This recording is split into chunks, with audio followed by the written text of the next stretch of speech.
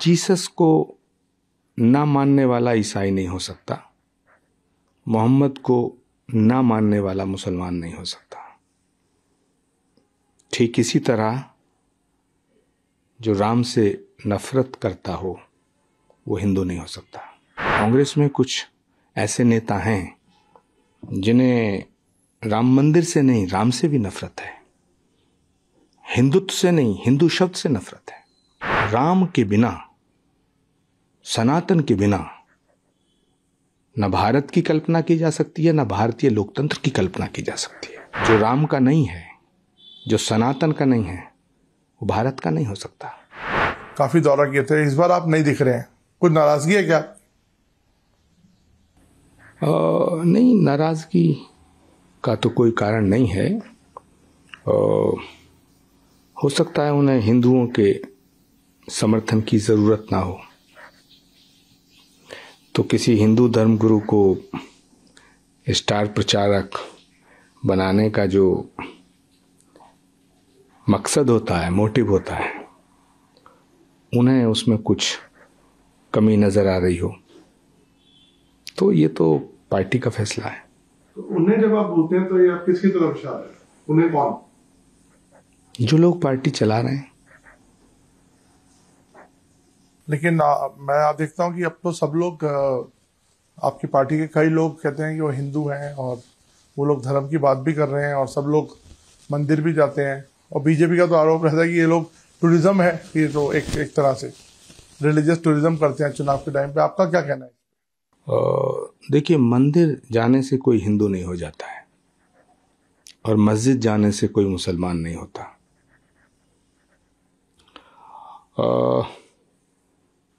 Jesus को ना मानने वाला ईसाई नहीं हो सकता, मोहम्मद को ना मानने वाला मुसलमान नहीं हो सकता।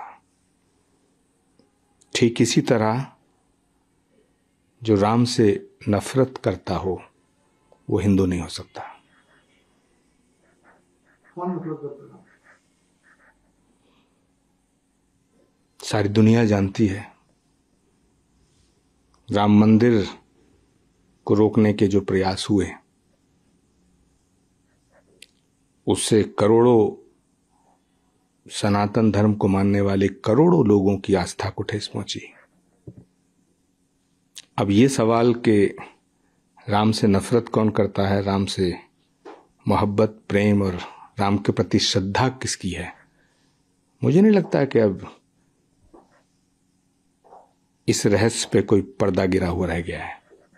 सर, लेकिन ऐसा है कि चुनाव का मौसम है, और क्या ऐसा है कि आप कांग्रेस को ही उतार रहे हैं कांग्रेस में होने के बावजूद? क्योंकि आप भी तो उस पार्टी का हिस्सा हैं, अगर आपकी बात माने तो। नहीं, पार्टी का हिस्सा होने का मतलब ये नहीं है कि सच को सच और झूठ को झूठ ना कहा जाए। कांग्रेस पार्टी हिंदू विरोधी नहीं है। कांग्रेस पार्टी महात्मा गांधी की पार्टी है, जिनकी हर एक प्रार्थना की सभा की शुरुआत होती थी, रघुपति राघव राजा राम, पतित पावन सीताराम। तो कांग्रेस पार्टी हिंदू विरोधी कैसे हो सकती है? और अगर कांग्रेस पार्टी हिंदू विरोधी है तो महात्मा गांधी की फॉलोअर नहीं हो सकती है। नहीं, आपने अभी कहा ना कांग्रेस के कुछ लोग जो है वो नफरत करते हैं राम से। कौन लोग हैं वो? फिर वो पार्टी के कुछ लोग हैं, कौन है? आप भी जानते हैं। नहीं, आप बताइए कि मैं तो जानता हूं या कोई जानता नहीं जानता है, तो सवाल आपसे पूछ रहा हूं। राजनीति में भाषा होती है वो सांकेतिक होती है। मेरी किसी से निजी दुश्मनी थोड़ी है और मैं किसी के विषय में निजी बात थोड़ी करूंगा, लेकिन जो मैंने महसूस किया है कि कांग्रेस में कुछ ऐसे नेता हैं जिन्हें राम मंदिर से नहीं, राम से भी नफरत है, हिंदुत्व से नहीं, हिंदू शब्द से नफरत है, हिंदू धर्मगुरुओं को अपमान करना चाहते हैं। उनको अच्छा नहीं लगता कि कोई हिंदू धर्मगुरु पार्टी में रहे। क्या आप इशारा कर रहे हैं कि आप बीजेपी की तरफ ज्वाइन कर रहे हैं? क्या भारत की बात करना, सनातन की बात करना, वंदे मातरम बोलना, सच्चाई की बात करना भाजपा ज्वाइन करने जैसा है? अगर हम भाजपा में नहीं हैं तो सच नहीं बोल सकते क्या? अगर हम भाजपा में नहीं हैं तो सनातन की बात नहीं कर सकते क्या? अगर हम भाजपा में नहीं हैं तो क्या भारत माता की बात नहीं कर सकते क्या? तो सवाल भाजपा और कांग्रेस का नहीं है, सवाल है कि भारत की जो संस्कृति और सभ्यता है, इसका सवाल है। राम भारत की संस्कृति और सभ्यता में रमे हुए हैं। राम के बिना, सनातन के बिना न भारत की कल्पना की जा सकती है, न भारतीय लोकतंत्र की कल्पना की जा सकती है। इसीलिए भारत के संविधान पे श्री राम दरबार के चित्र अंकित है। भारत और सनातन अलग नहीं है। ये कुछ लोगों की बेवकूफी है या उनकी कुटिलता जो भारत को और सनातन को अलग करके देखते हैं। जो राम का नहीं है, जो सनातन का नहीं है, वो भारत का नहीं हो सकता। तो अभी जो राम मंदिर की एक वो होने वाली है इनॉग्रेशन, उस पर आपके क्या कहना है? सौभाग्य का विषय है। युगों युगों की प्रतीक्षा के बाद, सैकड़ों सालों के संघर्ष के बाद, करोड़ों हिंदुओं की प्रार्थनाओं के बाद ये शुभ घड़ी आई है कि मर्यादा पुरुषोत्तम भगवान श्री राम, जिनको हम अखिल कोट ब्रह्मांड नायक राम कहते हैं, वो रामलला वो अपने स्थान पर विराजमान होंगे। उनका मंदिर बनते हुए देखने की लालसा में कितने लोगों की आंखें बंद हो गई। लाखों लोग ये सपना आंखों में लिए चले गए कि वो राम मंदिर का निर्माण अपनी आंखों से देखें। हम सौभाग्यशाली हैं। पूरे भारत का सौभाग्य ये कि भगवान श्री राम के मंदिर का उद्घाटन होते हुए हम देखेंगे। सर, आपने सनातन की बात की, सनातन और भारत एक है लेकिन हमने अभी कुछ बयान देखे, और स्पेशली जैसे दयानिधि मारन के जो उनके मारन साहब का जो बयान आया, और कई और लोगों के अपने बयान देखे, तो आपको क्या लगता है कि जो सनातन पे हाल में बयान आ रहे हैं कुछ इंडिया अलायंस के लोगों का या कुछ विपक्ष के लोगों का, इसका भरा विरोध भी हुआ है, आप इसको किस तरह से देखते हैं? देखिए, इंडिया अलायंस जो बना, इंडिया गठबंधन बनाने का मुख्य कारण क्या था? नरेंद्र मोदी को हटाना, बीजेपी की सरकार को हटाना।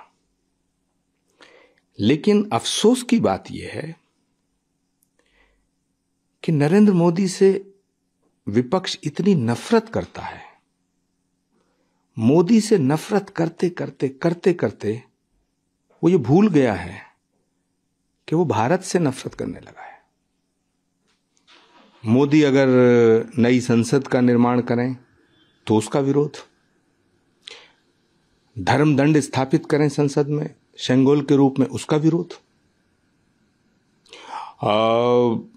अगर किसी ट्रेन का नाम वंदे भारत रख दें उसका विरोध, नमो भारत रख दें उसका विरोध। मोदी की आलोचना करो, कौन रोकता है? प्रधानमंत्रियों की आलोचना हुई है और होती रहनी चाहिए। लोकतंत्र की खूबसूरती है कि प्रधानमंत्री के फैसलों की आलोचना होनी चाहिए, लेकिन प्रधानमंत्री से नफरत करना ठीक नहीं। नमो भारत का मतलब क्या है कि भारत को नमन, लेकिन नमो भारत का भी विरोध। तो मुझे लगता है कि मोदी से नफरत करता करता विपक्ष इतना कंफ्यूज हो गया है कि वो भारत की संस्कृति, भारत की सभ्यता, सनातन, सबसे नफरत करना शुरू कर। बट आप ये सब आप क्यों बोल रहे हैं? आप तो पार्टी की लीडरशिप के बहुत क्लोज हैं, आप पहले क्यों नहीं आपकी बात बोली? आप हो सकता है मैं बोलता हूं, आपको किसने कह दिया कि मैं अभी बोल रहा हूं? और अगर अभी भी बोल रहा हूं तो अभी सुन लेना चाहिए। लेकिन सब कोई लोग देखेंगे कि चुनाव है, चुनाव से पहले ऐसा बयान आना। सच बात और हक की बात, इंसाफ की बात जब भी बोलो तभी सवेरा। तो आपको क्या लगता है इंडिया अलायंस क्या मोदी को टक्कर दे पाएगा या नहीं दे पाएगा? आपका क्या आंकलन है? और अभी हाल में जो स्टेट इलेक्शंस हो रहे हैं उसमें कई सर्वे ऐसे हुए हैं जो कांग्रेस को बहुत आगे दिखा रहे हैं, कैसे देखते हैं? नहीं, कांग्रेस राज्यों के चुनाव में बिल्कुल हमें उम्मीद है कि जीतेगी। छत्तीसगढ़ में 2018 में हमने सरकार बनाई, बीजेपी से छीनी थी। अभी हमने हिमाचल बीजेपी से छीना है, कर्नाटक बीजेपी से छीना है, मध्य प्रदेश में भी हमने सरकार बनाई थी, लेकिन वो कमलनाथ के पीठ में खंजर भोंक के बीजेपी ने गिरा दी। हम मध्य प्रदेश में फिर दोबारा सरकार बनाएंगे, लेकिन सरकार बनाने का मतलब ये थोड़ी कि मैं सनातन का विरोध करने वालों का समर्थन करूं। जो लोग सनातन को मिटाने की बात कर रहे हैं, मैं उनका साथ नहीं दे सकता हूं। जो लोग हिंदू धर्म को मिटाना चाहते हैं, जो भारत की एकता के खिलाफ हैं, जो भारत को जातियों में विभाजित करना चाहते हैं, भारत का विभाजन धर्म के नाम पर एक बार हो चुका है और उस विभाजन की विभीषिका का जो जख्म है भारत की आत्मा पे अभी तक ताजा है। विभाजन जातियों के नाम पे हो या धर्म के नाम पर, विभाजन विभाजन होता है। तो भारत का एक विभाजन धर्म के नाम पे हुआ। अब कुछ लोग हैं जो अपनी सत्ता के स्वार्थ के लिए जातियों के नाम पे भारत को बांटना चाहते हैं। हो सकता है इससे किसी एक पार्टी को फायदा हो जाए, हो सकता है किसी, लेकिन आपने मुझे सवाल का जवाब नहीं दिया। मोदी वर्सेस इंडिया, आपको क्या लगता है? पहली बात तो यह है कि विपक्ष की विडंबना यह है कि वो अपनी सब गलतियों को मोदी के सर रखना चाहता है, अपनी जिम्मेदारी नहीं लेना चाहता। अब मुझे आप बताइएगा, अखिलेश यादव कह रहे हैं कि कांग्रेस और भाजपा एक है। अखिलेश यादव कह रहे हैं कांग्रेस सबसे बड़ी धोखेबाज पार्टी है। क्या अखिलेश जी मोदी जी के कहने पर कह रहे हैं? क्या इसका दोष भी हम नरेंद्र मोदी को देंगे? कमलनाथ जी कह रहे हैं कौन अखिलेश वखिलेश, तो क्या इसका दोष भी हम मोदी जी को देंगे? नीतीश कुमार ने जो वात्सायन के कामसूत्र का जो विवरण विधानसभा के पटल पे किया है, जिस तरीके से किया है, जिस भौंडे तरीके से किया है, नारी की मर्यादा तार तार कर दी है, भारत की संस्कृति सभ्यता के ऊपर एक कलंक लगाया है। क्या इसका दोष भी हम मोदी को देंगे? जिस तरह से बिहार के पूर्व मुख्यमंत्री जीतन राम मांझी को बेइज्जत किया है, यह दलितों का सम्मान किया है, लेकिन इंडिया गठबंधन का कोई नेता यह कहने वाला नहीं है कि नीतीश जी तुमने ये क्यों किया। इंडिया गठबंधन के नेताओं को बोलना चाहिए कि नीतीश जी आपने ये दलितों का अपमान किया है, ये जीतन राम मांझी का अपमान नहीं है, पूरी दलित समाज का अपमान है। और जीतन राम मांझी तो महादलित हैं।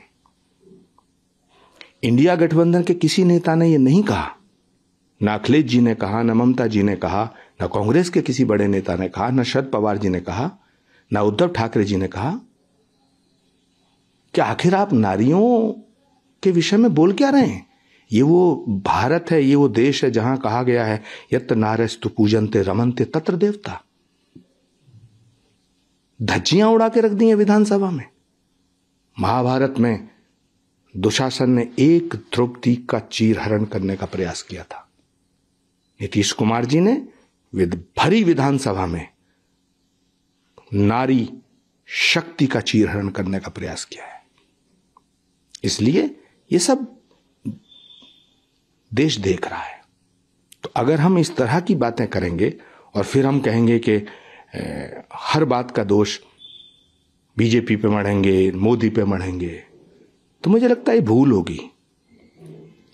और ये भूल हम लगातार कर रहे हैं। पूरे विपक्ष के लिए मैं कहना चाहता हूं कि 10 बरस तक बस यूं ही 10 बरस तक बस यूं ही हम एक खता करते रहे, धूल चेहरे पे थी और आईना साफ करते रहे। हमें सबको अपने अपने आचरण को सुधारना होगा। हम मोदी का विरोध करें, कोई नहीं रोकता, लेकिन आलोचना करें।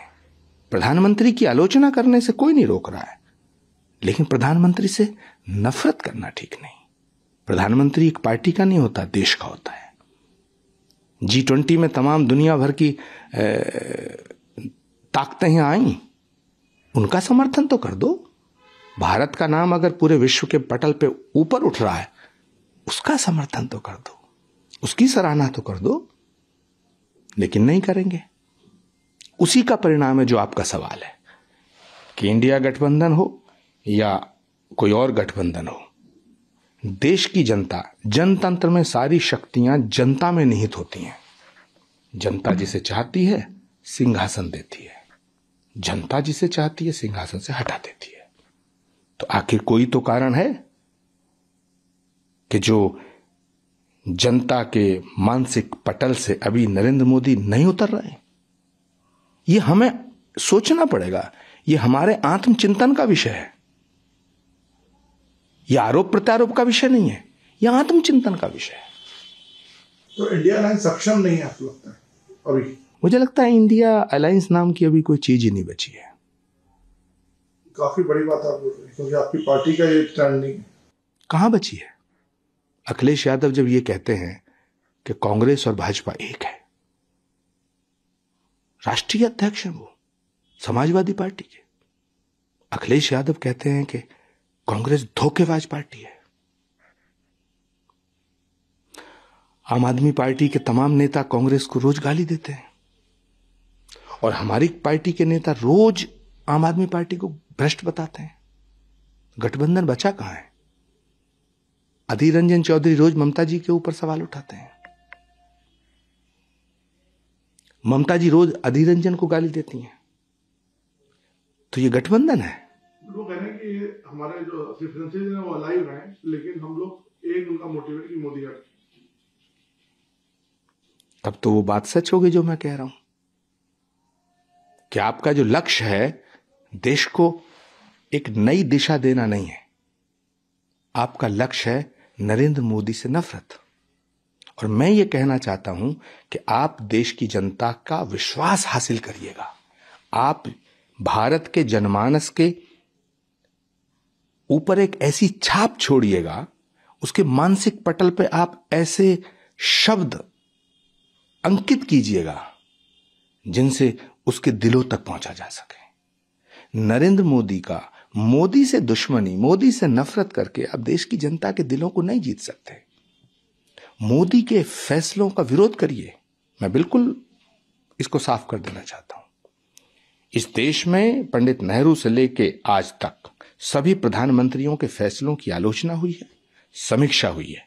नरेंद्र मोदी जी के भी एक एक फैसले की आलोचना और समीक्षा होनी चाहिए। लेकिन देश की जनता ऐसा समझ रही है कि जैसे विपक्ष मोदी के फैसलों की आलोचना नहीं करता है, मोदी से नफरत करता है। इसका नुकसान हमें हो रहा है। अच्छा जी, अभी हाल में जो एक कॉन्फ्लिक्ट चल रहा है इजराइल और फिलिस्तीन के बीच, इस पर भी इंडिया ने एक पोजीशन ली है। इसको लेकर विपक्ष के भी कुछ लोगों ने पोजीशन ली है। आप कैसे देखते हैं इसको? ये दुर्भाग्यपूर्ण है कि इंटरनेशनल इश्यूज पर भी हमारी राय अलग अलग है। हमें देश के साथ खड़ा होना चाहिए। जब इंदिरा गांधी जी ने फैसला लिया था पाकिस्तान के 2 टुकड़े करने का, तो घोर विरोधी थे अटल बिहारी वाजपेयी जी। उन्होंने इंदिरा गांधी का समर्थन किया था, दुर्गा कहा था। हम आपस में खूब लड़े, लेकिन जहां सवाल राष्ट्र का हो वहां हमें भारत के साथ खड़ा रहना चाहिए। प्रियंका गांधी जी को प्रधानमंत्री कैंडिडेट बनाइए। अब आपको जो इन्होंने नया एक स्ट्रक्चर तैयार हुआ है कांग्रेस में, president is non Gandhi now, and सब कहते हैं कि इंटरनल डेमोक्रेसी भी काफी मजबूत हुई है वहां पे। तो ऐसे में आप गांधी फैमिली का और कांग्रेस का क्या मेल देख रहे हैं? गांधी परिवार के बिना कांग्रेस का कोई अस्तित्व नहीं है। और देश में इंडिया गठबंधन और सारे विपक्ष के पास प्रियंका गांधी से ज्यादा लोकप्रिय नेता नहीं है। फैसला तो कांग्रेस को करना है, पर यदि नरेंद्र मोदी जी को तगड़ी टक्कर देना चाहती है कांग्रेस, तो प्रियंका गांधी को प्रधानमंत्री के पद का कैंडिडेट बनाया जाए, वो बेहतर होगा। लेकिन अभी ऐसा कोई चुनाव प्रूफ नहीं करता है। अगर आप डेटा देखें कि प्रियंका गांधी जी ने जैसे उत्तर प्रदेश में लड़कियों वाला जो कैंपेन चलाया, उसके बाद हमने देखा योगी बड़े मार्जिन से जीते। तो क्या बेसिस क्या आपके इस पॉपुलैरिटी का? राजनीति में जो कल हारा था वो आज जीत गया, और जो आज हारता वो कल जीत जाता है। राजनीति विचित्र खेल है, और भारत की जनता जिसे प्यार करती है, आशीर्वाद देती है, उसे दिल खोल के देती है। मुझे लगता है कि अगर प्रियंका गांधी जी को प्रधानमंत्री के पद का कैंडिडेट बनाया जाएगा तो 2024 का जो चुनाव होगा वो एक महाभारत होगा। राहुल गांधी जी को मुझे लगता है उनकी इच्छा नहीं है। उनकी इच्छा नहीं है। वो इन बातों से ऊपर उठ चुके हैं। वो किसी पद के और किसी पद की लालसा से ऊपर उठ चुके हैं। और जो पार्टी की इंटरनल डेमोक्रेसी की बात करें, नॉन गांधी को प्राइम मिनिस्टर कैंडिडेट क्यों नहीं हो सकता? कोई काबिल तो हो सकता है, क्यों नहीं हो सकता? कांग्रेस ने लाल बहादुर शास्त्री को बनाया था, डॉक्टर मनमोहन सिंह को बनाया, इस बात की बात नरसिम्हा राव को बनाया। मैं इस बात की बात कर रहा हूं। मुझे नहीं लगता कि प्रियंका गांधी से ज्यादा बड़ा कोई लोकप्रिय चेहरा है। क्रेडिबिलिटी के पॉइंट ऑफ व्यू से, एक्सेप्टेबिलिटी के पॉइंट ऑफ व्यू से और पॉपुलैरिटी के पॉइंट ऑफ व्यू से प्रियंका गांधी सबसे बड़ा चेहरा है। अब मैं एंड पे आ रहा हूं। ऐसा मुझे देखने आपके जो पॉइंट ऑफ व्यू सुनने में क्यों लग रहा है कि आपका जो पॉइंट ऑफ व्यू है वो कांग्रेस पार्टी के पॉइंट ऑफ व्यू से टोटली 360 डिग्री डिफरेंट है, और ऐसे में आप कैसे सर्वाइव करते हैं इस पार्टी में? यही कांग्रेस की मानता है। कांग्रेस में इनर डेमोक्रेसी है। आपके सारे सवाल ये हैं कि आप मुझसे पूछ रहे थे कि प्रियंका गांधी क्यों बननी चाहिए प्रधानमंत्री के पद का चेहरा। मेरा सवाल आपसे है कि प्रियंका गांधी क्यों नहीं बननी चाहिए? ऐसी कौन सी कमी है प्रियंका गांधी में जो उन्हें प्रधानमंत्री के पद का उम्मीदवार नहीं बनाया जा सकता? पूरे विपक्ष में प्रियंका गांधी से बड़ा पॉपुलर चेहरा कोई है? कश्मीर से कन्याकुमारी तक, अटक से कटक तक, प्रियंका गांधी से ज्यादा पब्लिक से कनेक्ट करने की जो अपील है वो किसी नेता में है? प्रियंका गांधी को गांधी परिवार में पैदा होने का प्रिविलेज मत दो, लेकिन गांधी परिवार में पैदा होने की सजा भी मत दो। Thank you Acharya ji, thank you for talking to us. धन्यवाद। Zee News.